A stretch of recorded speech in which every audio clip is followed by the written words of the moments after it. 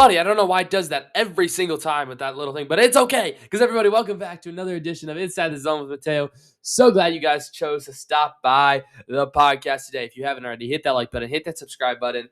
And as we're on our road to 200 subscribers, actually 500 subscribers, but 200's first. But anyway, I'm so glad you guys decided to hop in.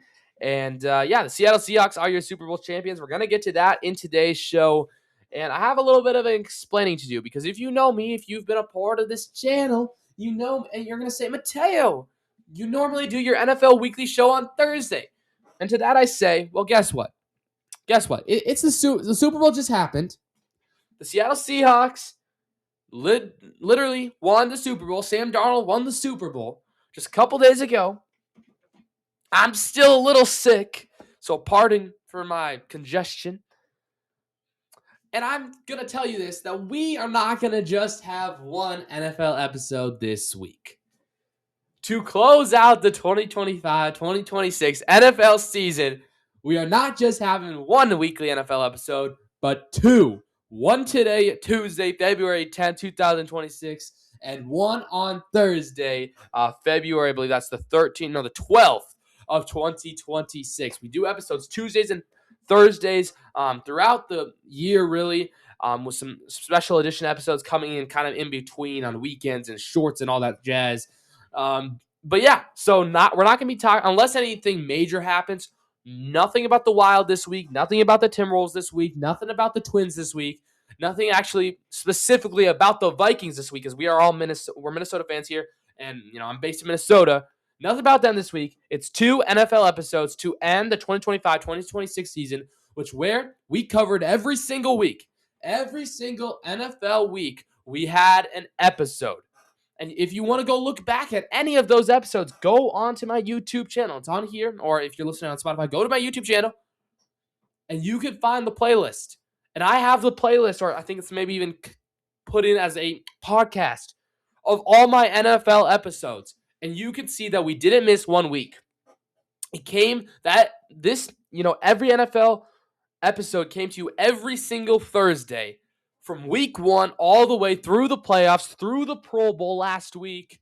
And now we ended this week. So thank you guys. Shout out to everybody who tuned into most of these, or maybe if you tuned into every single NFL episode, let me know in the comments down below.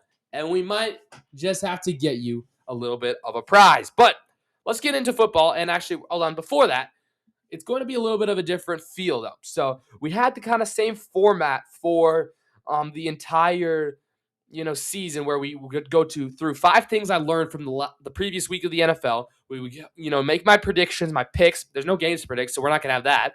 And then we would do my updated power rankings, which again are limited because for those who know and who don't know, when the playoffs hit, all the teams that were eliminated, their spot in the power rankings froze. And then every time teams got eliminated, their position froze. So we only ranked the teams that were still playing. And to you guys, I had the Seahawks at number 1 last week. Spoiler alert, they're going to stay at 1. Patriots are going to stay at 2. So again, the power rankings aren't going to be a thing today as well. And the 5 things we learned this week. So let's go over to Mateo's show batting order, which we use every single episode. You can see it's a little Seahawks feel here. We got the green and the blue. It's actually their exact code color that I searched up on Google, and they said that those were the code color. So those are their colors. We use Mateo's show batting order every single episode on every single episode in this podcast, not just the NFL episodes, but in the podcast in general. And if you would like to sponsor this segment, as you can see, it says on my YouTube audience, you can see it says Mateo's show batting order presented by To Be Determined. If you would like to sponsor this segment, let me know. Send me an email, send me a DM. You can contact me through my new website, which I just launched, which the link is in the description, and I'll maybe talk about it in a little bit later.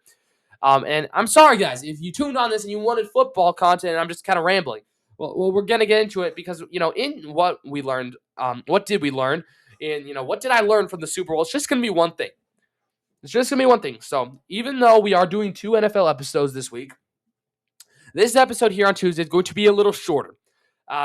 Just because I really just want to talk about the Super Bowl. And there's one major thing I learned from the Super Bowl.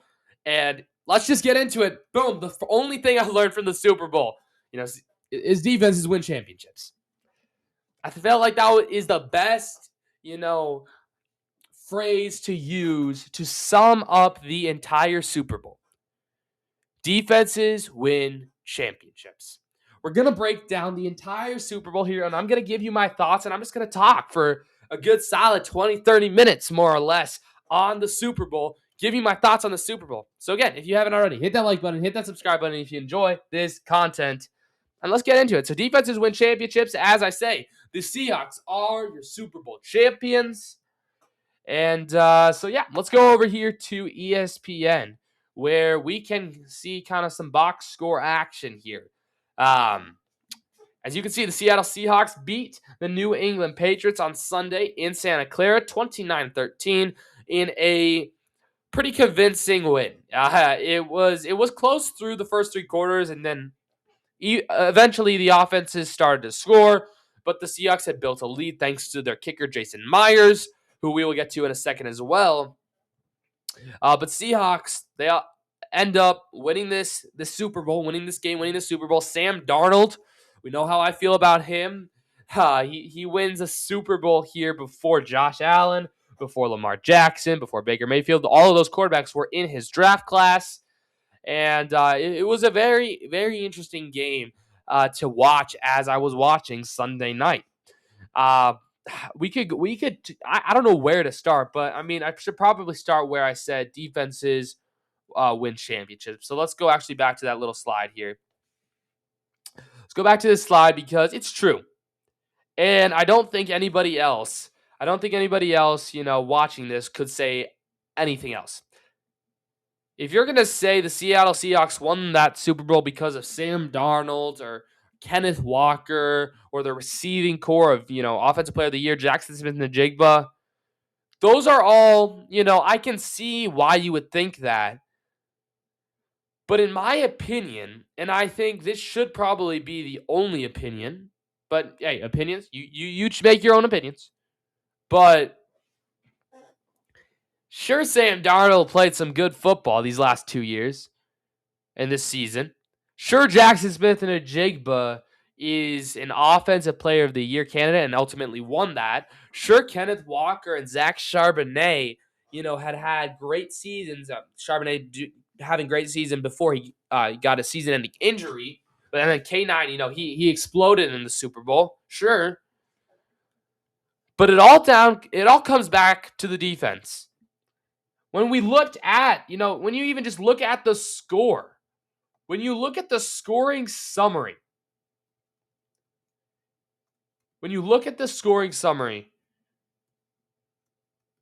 you see the Seahawks and the Patriots scored a combined 9 points through the first 3 quarters. The Seahawks allowed 0 of them. Both defenses were playing great. No one could do anything in the first 3 quarters. But yet somehow the Seahawks still had the lead going into the 4th and final quarter of the NFL season. And while you can say, sure, Sam Darnold and Kenneth Walker, dialed it up, I would even just say Kenneth Walker dialed it up. He rushed for 135 yards, 0 touchdowns, a long carry of 30 yards on 27 carries. Those are pretty good stats, and, he maybe should have had a touchdown. It got taken away from him as he was loose. It would have been like an 80-yard run to end the game, but they ultimately called the hold, which the rest were a different story for a different time. But you look at Sam Darnold's stats, and I'm just going to continue to have these stats up here so you can read them as I talk. Sam Darnold threw 38 passes and only completed 19 of them. If you think about it, and I truly believe that the New England Patriots could have won that game if their offense could have scored and hadn't thrown interceptions. Drake May, I'm not going to put them totally on you. I do think you need a better receiving class. I think you need some protection for sure. But note when I said this, I said I thought the Patriots could win. if they hadn't thrown the picks, or if, they could have scored and maybe not turned the ball over. Maybe Drake May needs an offensive line. You wouldn't need those things if the 11 men on the field opposite you, defending you, weren't some of the best defensive players I have seen in the entire NFL. You look at Sam Darnold's numbers. 19 of 38. He threw the ball 38 times and completed exactly half of them. Sure, he did throw a touchdown. Sure, he only got sacked once. Sure, he threw for 202 yards. But through the first 3 quarters, no touchdowns. Drake May, 0 touchdowns. Which is, we're going to talk about that. And I'm just kind of going all over the place, but ultimately, it all goes back to that the Seattle Seahawks could have a mid-performance, a mid-quarterback. It's Sam Darnold. Excuse me, I do sound really sick. I'm sorry, but I had to get this episode out. They can afford to have a mid-quarterback, which I will stand on my ground, that Sam Darnold is a mid-quarterback. I keep seeing on ESPN people saying, I'm going to take maybe Matthew Stafford, and that's it in the entire NFC over Sam Darnold. They're putting Sam Darnold so high just because he wins a Super Bowl. When I'm looking at the numbers right here, and when I look at the numbers all season, sure, he threw for over 4,000 yards, but the touchdown to interception rate was still not the best. But ultimately, it shows that because the Seahawks defense could do what they did to the Patriots, what they have done to the 49ers, what they've done to almost every single team they've played, Sam Darnold can complete only about 50% of his passes, only throw 1 touchdown. Sure, he didn't turn over the ball. But you also looked, he got sacked once. Once. Drake May got sacked 6 times. So you can say, okay, Sam Darnold actually also has an offensive line, which was a problem here with the Vikings just a season ago. You even take a look at the receiving core. The receiving core had a very mid-performance. Sure, JSN was out for the full, 3rd quarter. Ended the day with 4 catches, 27 yards, 0 touchdowns. Cooper Kupp was nowhere to be found. Sure, he led the team in yards. Rashid Shaheed didn't do anything, only 2 catches. A.J. Barner, your tight end, A.J. Barner, caught the only touchdown through the air. Caught the only touchdown that you guys scored as an offense. Your defense scored a touchdown. Meaning, your offense and your defense scored the same amount of points, while the defense shut down Drake May, Ramondre Stevenson, Stephon Diggs, who was held to only 3 catches on 3 targets. The Seahawks defense absolutely outplayed the New England Patriots offense, but also they scored a touchdown. They scored just as many points as Sam Darnold did for his team, even though they play the different positions. They're on different sides of the ball. And you say, well, Mateo, how did they get all those points? 2 words. Jason Myers. Credit to the New England Patriots defense, because for the first 3 quarters, the Patriots couldn't get anything going on offense, so the defense was forced to keep their team in the game, and they did that. They limited the Seattle Seahawks to 0 touchdowns in the first 3 quarters. Only 9 points. And sure, we can say, okay, the Seahawks defense allowed 0 points, but in a game where then if you would have just scored to start the third quarter, you would have only been down 2 points with still half to go. It was only 9-0 at halftime. It was a defensive-filled game. People were kind of getting bored watching it. Seattle's defense was doing its job without, limiting and really outplaying the Patriots' offense. But you got to give credit where credit is due, as the Patriots' defense did almost just as good. They did the best they could, I believe. Because you look at Seattle's offense, and it is still a very good offense. So the fact that the Patriots limited them to 4 field goals and 0 touchdowns in the first 3 quarters of the Super Bowl, you got to take it into account and say, wow, if the Patriots would have won this game, the storylines would have been the same. I truly believe that the offenses had no role. I mean, they had a small role in the game on Sunday night, but it was all about the defense. Which defense could limit the most amount of points? Given the saying, defenses win championships. If you think about this, and we're going to talk a little bit more about this on Thursday, where we will power rank every single quarterback. If you think about this, and I saw this on, I believe, First Take, if almost every quarterback has that good of a defense that Sam Darnold had, that good of an offensive line and offense altogether, they're probably going to win either the same amount of games, 14 that you won in the regular season, or even more and win the Super Bowl. If Drake May gets put onto that team, if Drake May and Sam Darnold swap places, I believe this game is an even bigger blowout.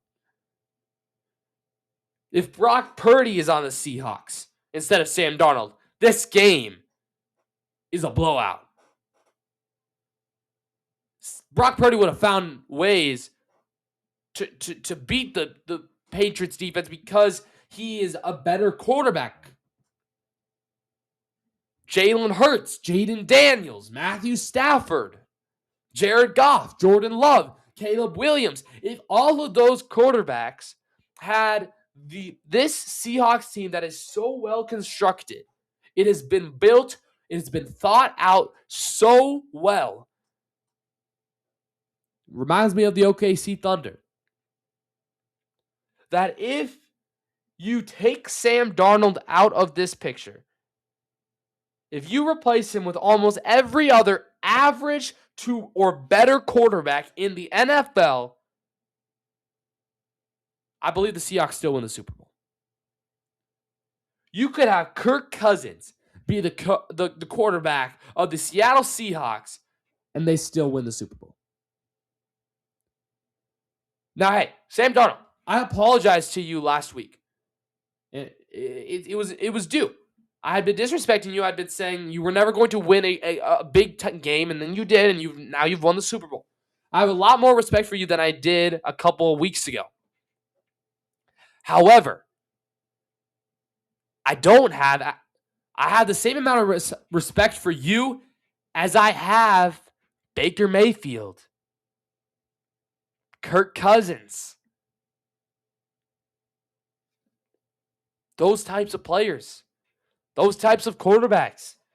Just because Sam Darnold wins the Super Bowl does not mean he's a better quarterback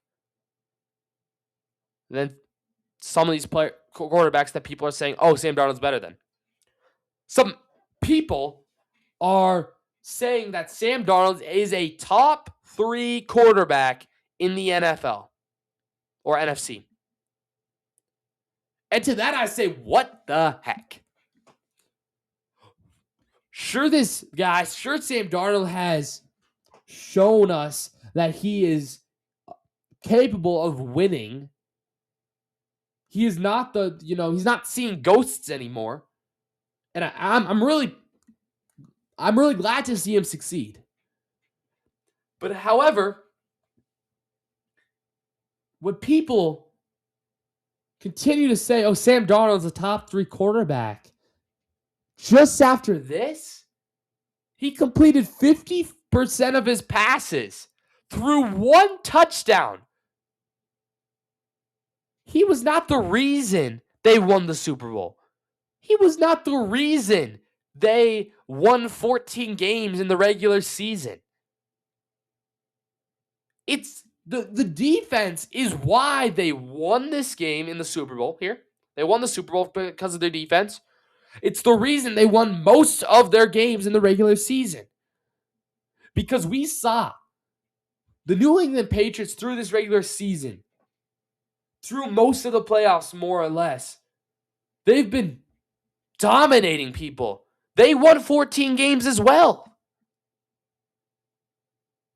If you put Drake May on the Seattle Seahawks, I think they have a shot at going 17-0.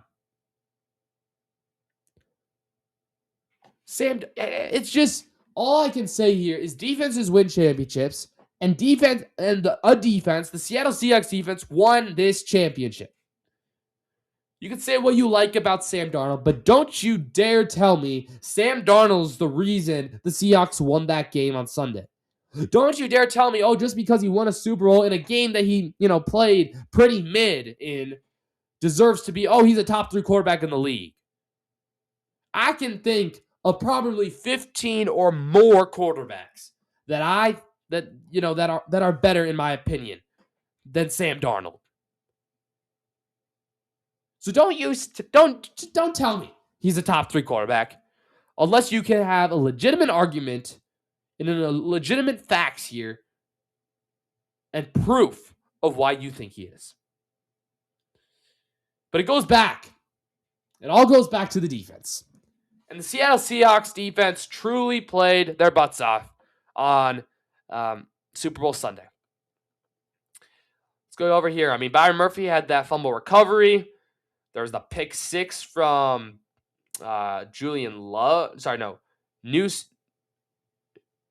Uinko Nusu. Excuse me if I pronounced that wrong. Julian Love had an interception.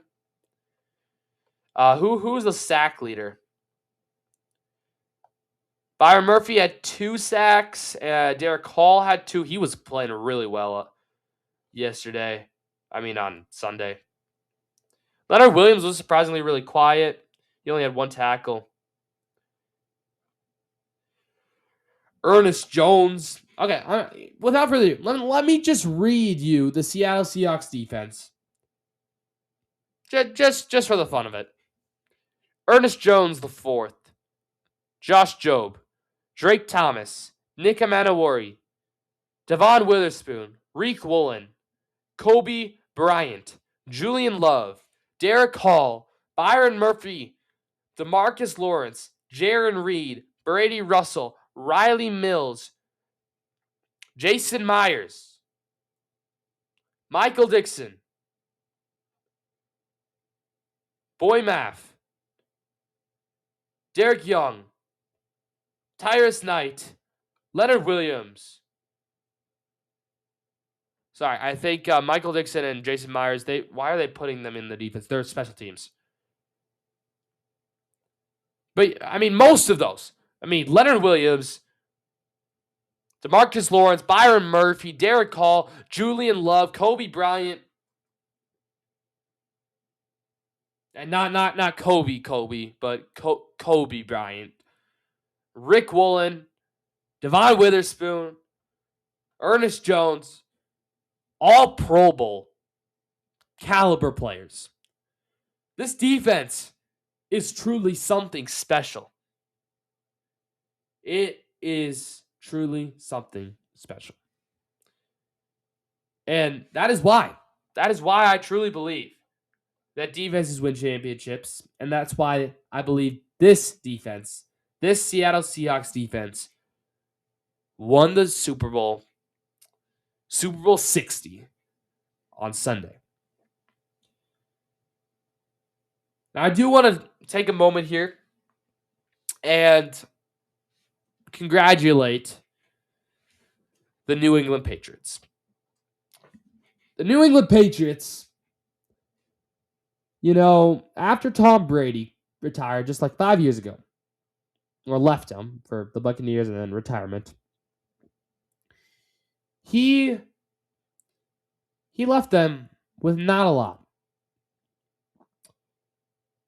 But within 5 years, the New England Patriots have done this. They have found their next franchise quarterback. They have the possibility of winning the division yet again, which we thought the Buffalo Bills were going to win that division for the next 5-10 years. They proved that they can get back to the playoffs.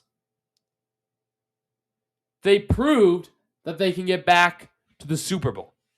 All in 5 years since Tom Brady retired. That just deserves a round of applause.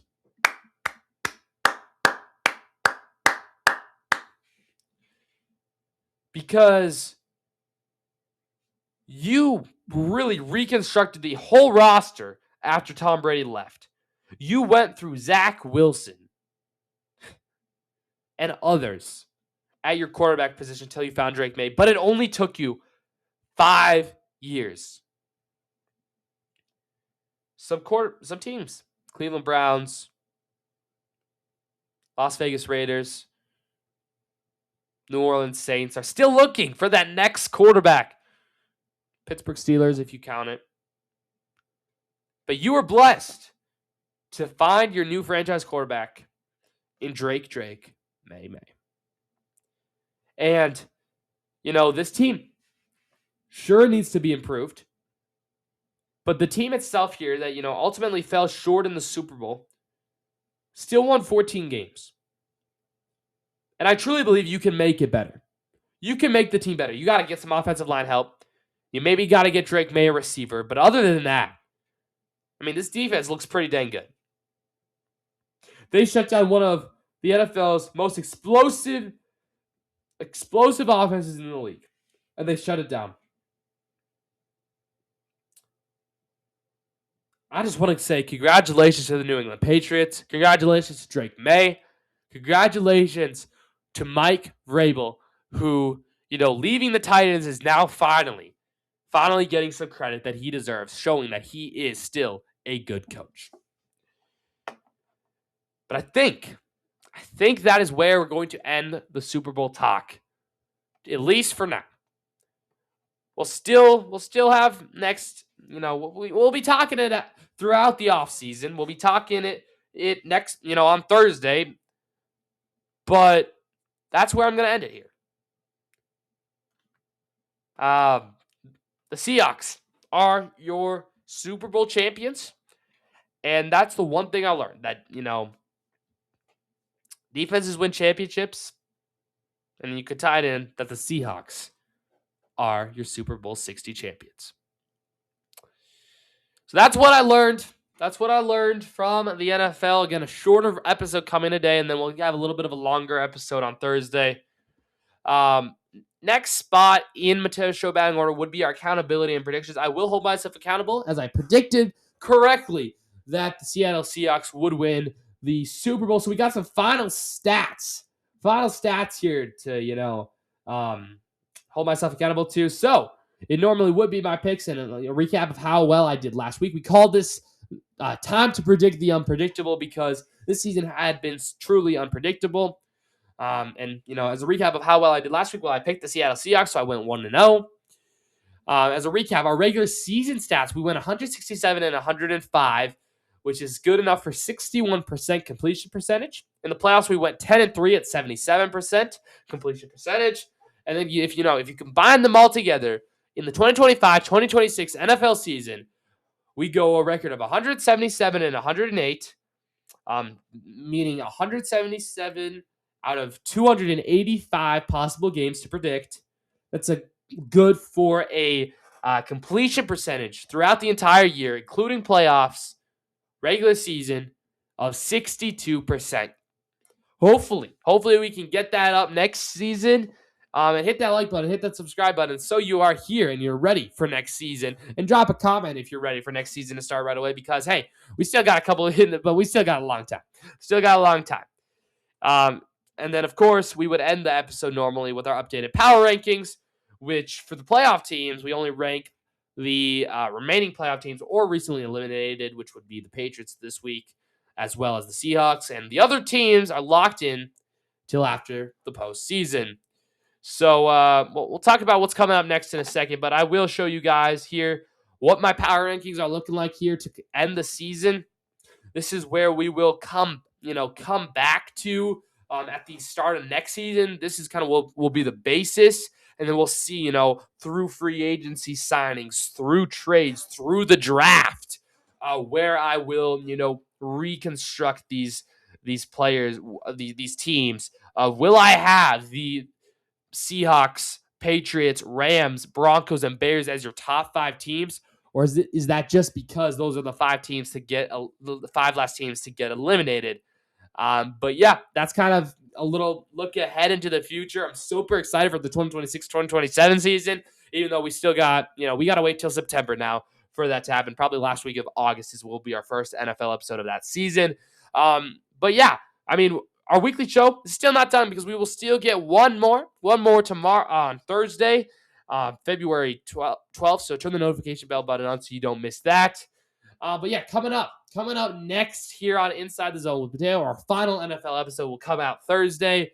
We're going to be doing a bunch of things. And, what are we going to do? Well, here's a little look at what we're going to do. We're going to rank the quarterbacks of this season, all the starting quarterbacks that played at least in one game this season. We're going to power rank them. We're going to power rank most of the notable running backs. Kind of same thing with the wide receivers, tight ends. And we're also going to do a defensive power ranking for just, teams in general. And then also, we're going to have a ranking of disappointment. Which teams have had the most disappointing seasons. I'll talk about that.